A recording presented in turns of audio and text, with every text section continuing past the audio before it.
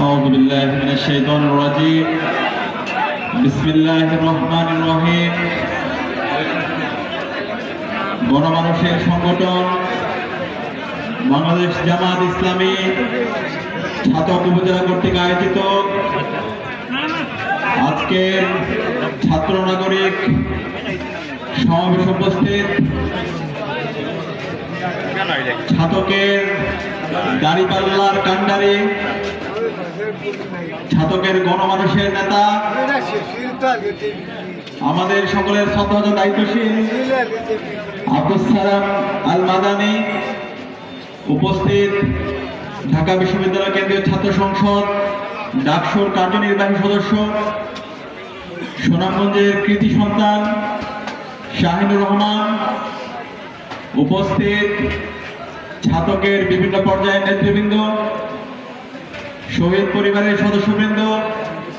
সাংবাদিক বন্ধুগণ,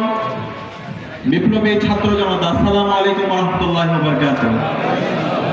আমরা আল্লাহ পাক সুবহানাহু ওয়া তাআলার শুকরিয়া জ্ঞাপন করছি, যার অশেষ মেহেরবানিতে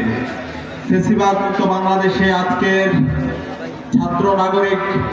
জমায়েত আমরা উপস্থিত হতে পেরেছি, আলহামদুলিল্লাহ। লাখ লাখ দরুদ সালাম প্রেরণ করছি বিশ্ব মানবতার মুক্তির দূত